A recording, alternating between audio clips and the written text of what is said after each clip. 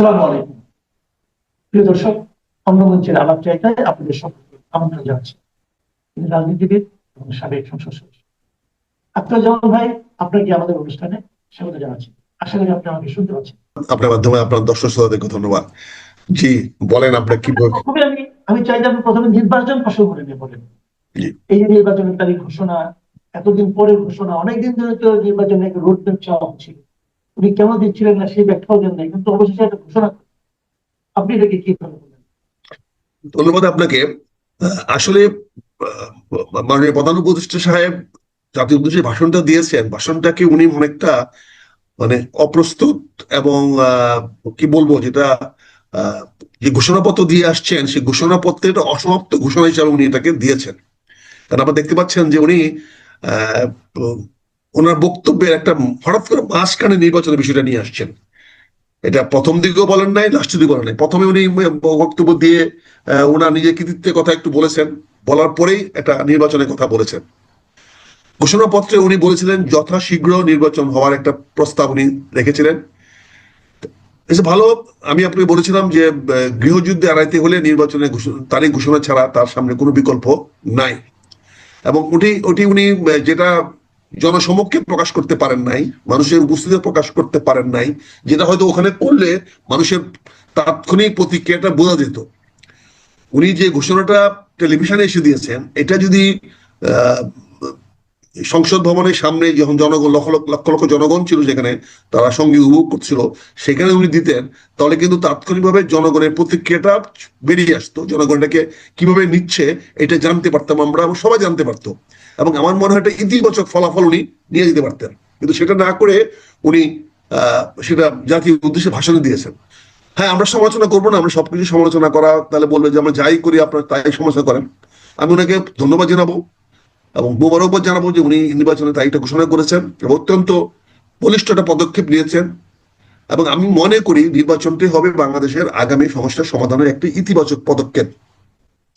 এখানে কে বিরোধিতা করলো না করলো উনি সে ব্যাপারে ইঙ্গিত দিয়েছেন, বলেছেন যে বিদেশি শক্তি বা বাইরে থেকে কেউ এটাকে নস্যাৎ করার চেষ্টা করতে পারে। যেহেতু এই ব্যাপারে উনি সজাগ আছেন, কাজে সজাগ যেহেতু আছেন, কাজে এটা নিয়ে ভাবনার কিছু নাই। তবে আমি ওনাকে একদম স্বাগতম জানাবো, without any doubt and pros and cons. আমি এটার উপরে কোনো যদি ইতি না রেখে, কোনো কিছু না রেখে আমি ওনাকে স্বাগতম জানাবো। এবং নির্বাচনের তারিখটা উনি একদম সুস্পষ্ট করে দিয়েছেন যে ফেব্রুয়ারি রোজার আগে এটা করার জন্য। তবে ধরে নিতে পারছি যে 8 থেকে 10, 12, 15 বড় জোর এর মধ্যে হয়তো নির্বাচনটা হয়ে যাবে। অনেকে সম্ভাব্য তারিখ বলতেছে 12ই ফেব্রুয়ারি, এটা হয়ে যেতে পারে। তবে আমি মনে করি এটা বলিষ্ঠ পদক্ষেপ, সাহসী পদক্ষেপ এবং সঠিক পদক্ষেপ যেটা উনি নিয়েছেন, এবং জনগণ এটাকে গ্রহণ করবে।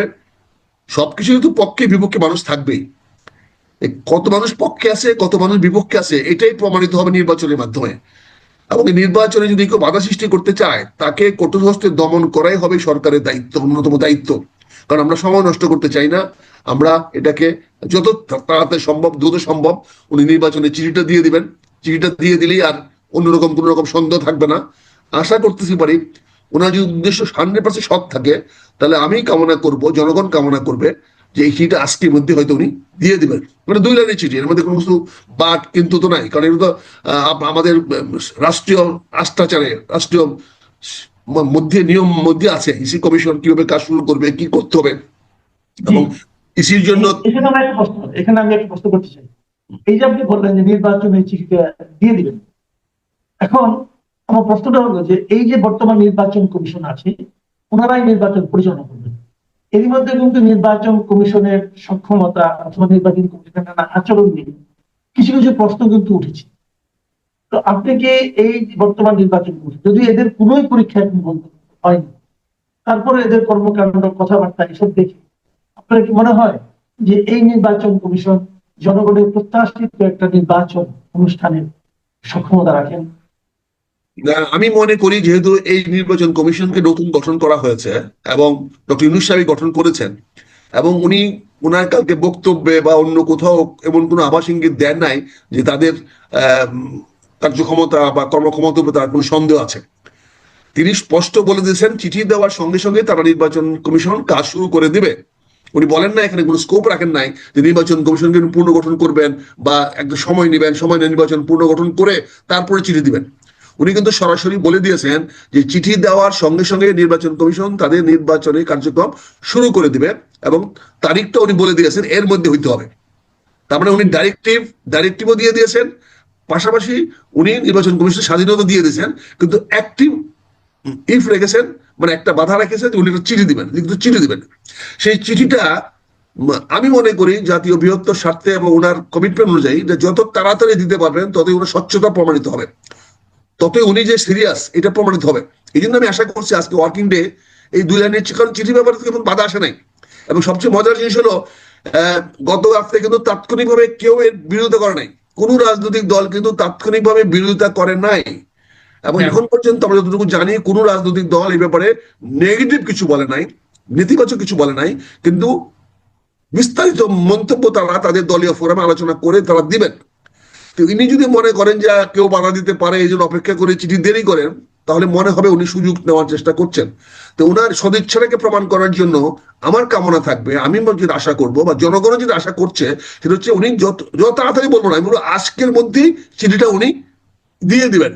তাহলে ওনার অবস্থানটা জাতির সামনে অনেক পরিষ্কার হয়ে যাবে, এবং ওনার পদক্ষেপটা ইতিবাচক, এবং ওনার অ্যাকশনটা যে একটা অত্যন্ত বলিষ্ঠ এবং সাহসী এবং উনি সৎ উদ্দেশ্যে বক্তব্য দিয়েছেন, এটা জাতির সামনে প্রমাণিত হবে।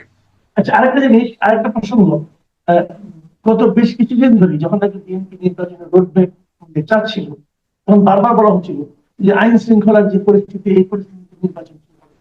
বিশেষ করে জামাতের পক্ষ থেকে যে আইন শৃঙ্খলা যে পরিস্থিতি, এইভাবে তো নির্বাচন হয় না। তো এখন আইন শৃঙ্খলা পরিস্থিতি খুব একটা উন্নত হয়েছে গত কয়েকদিন অথবা গত কয়েক মাসে, সেরকমও দৃশ্যমান কিন্তু নয়। তাহলে কি নির্বাচনের সময় এই বর্তমান যে আইন শৃঙ্খলা বাহিনী আছে এদের দ্বারা সম্ভব হবে, নাকি এখানে সেনাবাহিনীকে আপনার লাগানোর একটা প্রয়োজন থাকতে পারে মনে করেন? এখানে আইন শৃঙ্খলা রক্ষায় তো সেনাবাহিনী ইতিমধ্যে নিয়োজিত আছে, এবং সেনাবাহিনীকে কিন্তু উইথড্র করা হবে না হবে এটা কিন্তু বলা হয়নি। এছাড়াও আগেও বলে দেওয়া হয়েছিল যে আগামী নির্বাচনে 60,000 সেনাবাহিনীকে নিয়োগ দেওয়া হবে, বিষয়টা পরিষ্কার।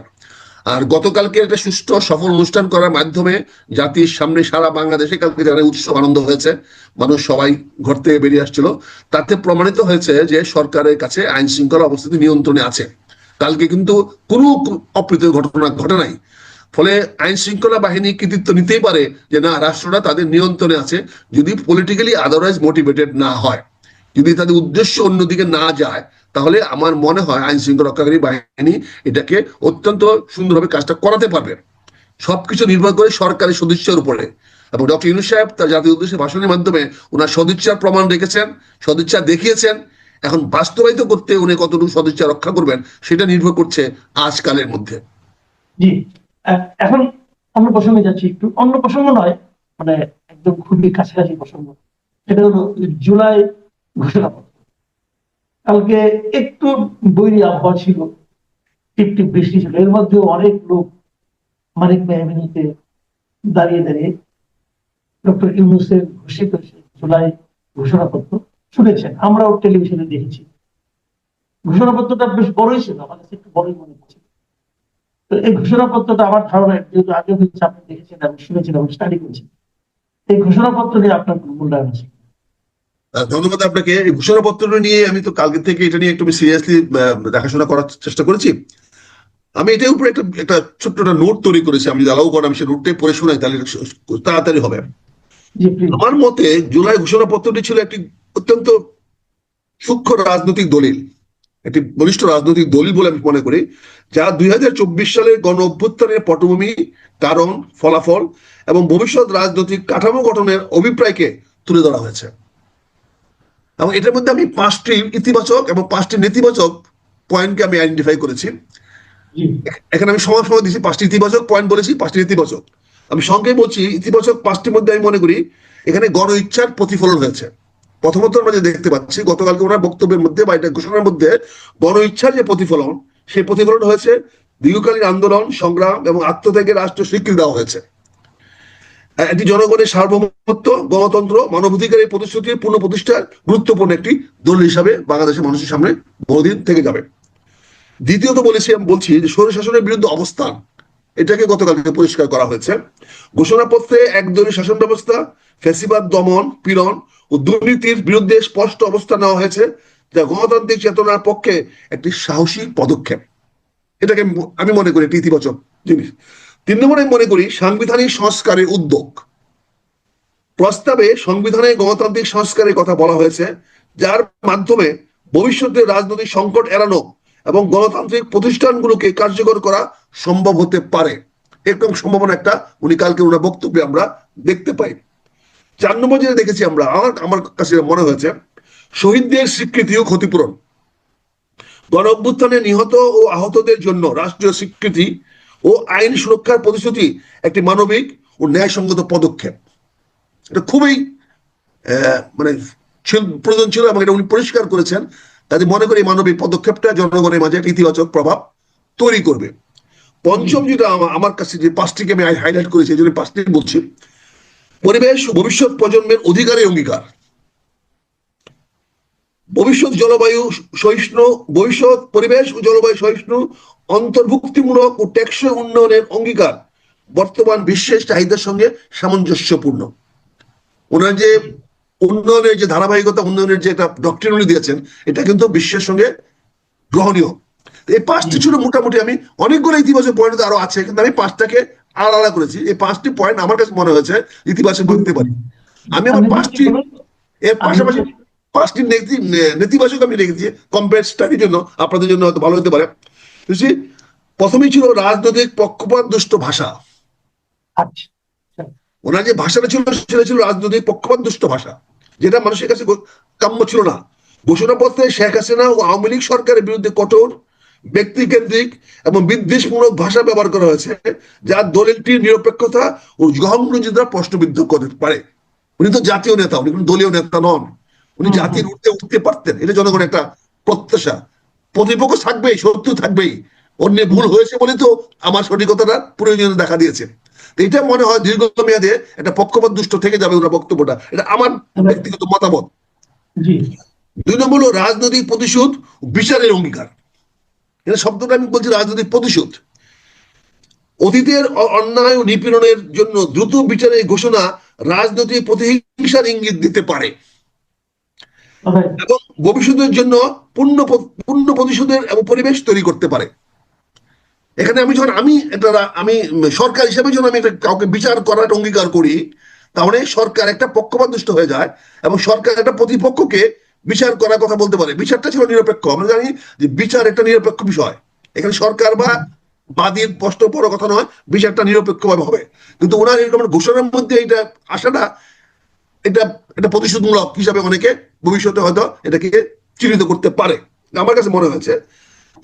আরেকটা জিনিস মনে হয়েছে রাষ্ট্রীয় প্রতিষ্ঠানগুলোর পূর্ণ গঠনের অস্পষ্টতা। যদিও সংস্কারের কথা বলা হয়েছে, কিন্তু কোন কাঠামোতে এবং কিভাবে এই রূপান্তর বাস্তবায়ন হবে তা স্পষ্টভাবে উল্লেখ করা হয়নি। উনি সংস্কারের কথা বলেছেন, কিন্তু কিভাবে করবেন এটা এখানে উনি ব্যক্ত করতে পারেন নাই। 4 নম্বর বলছি বিদেশি রাষ্ট্র ও শক্তির বিরুদ্ধে অভিযোগ। তিনি কিন্তু কোনো সুনির্দিষ্ট কোনো রাষ্ট্র বলেন বিদেশি শক্তি, তার মানে এনিবডি আদার দেন বাংলাদেশ। বিদেশি শক্তি বলতে সবাইকে উনি মিন করতে পারেন, এটা অনেকে এইভাবে নিতে পারে। উনি বলেছেন ঘোষণাপত্রে বিদেশি রাষ্ট্র ও বহিঃশক্তির বিরুদ্ধে প্রভুত্বের অভিযোগ রাজনৈতিক ও কূটনৈতিক জটিল পরিস্থিতি তৈরি করতে পারে, যা আন্তর্জাতিক সম্পর্কের জন্য ঝুঁকিপূর্ণ। উনি কিন্তু সুনির্দিষ্ট করেন নাই। উনি বলছেন বহিঃশক্তির প্রভাব এবং যারা প্রভুত্ব করতে চায়, প্রভুত্ব করার জন্য তো অনেক রাষ্ট্রই আছে, তারা এটাকে ইতিবাচক ভাবে নিবে না। তাদের প্রতি একটা ওয়ার্ড অফ ওয়ার্নিং দেওয়া হলো। ফলে কিন্তু আপনি বিদেশে বন্ধু কম হারাবেন, অবিশ্বাসটা বিদেশির সঙ্গে বৃদ্ধি পাবে। ওরা যখন আপনাকে কোনো কিছু চাপ দিবে। তো 5 নম্বরটা যেটা বলতে চাচ্ছি সেটা হচ্ছে এই ঘোষণাপত্রের আইনগত গ্রহণযোগ্যতার ঝুঁকি রয়েছে। যেহেতু এটি একটি গণ অভ্যুত্থান থেকে উদ্ভূত দলিল, আমি রিপিট করছি কথাটা এখানে, যেহেতু এটি একটি গণ অভ্যুত্থান থেকে উদ্ভূত দলিল, উনি কিন্তু বিপ্লব বলেন নাই, খেয়াল করে দেখেন, এটা গণ অভ্যুত্থান থেকে উদ্ভূত দলিল। তাই আন্তর্জাতিক আইন বা বিদ্যমান সংবিধান অনুযায়ী আমি আবার বলছি, আন্তর্জাতিক আইন ও বা বিদ্যমান সংবিধান অনুযায়ী এর বৈধতা ও দীর্ঘস্থায়ী প্রভাব নিয়ে প্রশ্ন উঠতে পারে। আমরা আগে থেকে বলে আসছি, যদি এটা বিপ্লবী সরকারের ঘোষণাপত্র হইতো তাহলে আপনি এটাকে একটা আইনগত বা গ্রহণযোগ্যতা ভিত্তি দিতে পারতেন। কিন্তু আপনি বারবার কালকে বলেছেন গণ অভ্যুত্থান, আপনি কিন্তু বিপ্লবের কথা বলেন নাই। তো গণ অভ্যুত্থান হলে কিন্তু আইনগত হয়ে যায় না। বিদ্রোহীরা কিছু করলে সেটা আইনগত হয়ে যায়, সেটা আইনের মধ্যে নিয়ে আসতে হবে। তো উনার এই ঘোষণাপত্রটাকে আইনগত গ্রহণযোগ্যতার মধ্যে ঝুঁকির মধ্যে ফেলে দিয়েছেন। না, উনি তো বলেছেন যে এটাকে সংবিধানের তফসিল হিসাবে অন্তর্ভুক্ত করা হবে নতুন। এখানে তো আইনগত গ্রহণযোগ্যতার প্রশ্ন, উনি তো ব্যক্তি হিসেবে বলেছেন, বাধ্যবাধকতা নাই। উনি তো বর্তমানে উনার তো আইনগত ভিত্তি নাই, উনি তো এটাকে প্রোক্লেমেশন করেন নাই, উনি গ্যাজেটের নোটিফিকেশন করেন নাই, উনি একটা বক্তব্য দিয়েছেন, প্রস্তাব দিয়েছেন। এটা তো প্রস্তাবনা, ঘোষণাপত্র। এটা তো বিপ্লবী সরকার ঘোষণাপত্র না। উনি সেই সাংবিধানিক সরকার, এবং এটা অন্যের কাজে দিয়ে দিচ্ছেন যে তোমরা সেটা আইনে পরিণত করবা। ফলে এটা গ্রহণযোগ্যতা নিয়ে এটা প্রশ্ন আমার কাছে মনে হয়েছে। আপনারা হয়তো না না না, ঠিক আছে ঠিক আছে, চিন্তা আপনাকে আপনাকে অনেক ধন্যবাদ। আপনি আসলে মানে খুবই মানে আপনার যে বিশ্লেষণ এবং এটা নিয়ে যে দূরদৃষ্টি।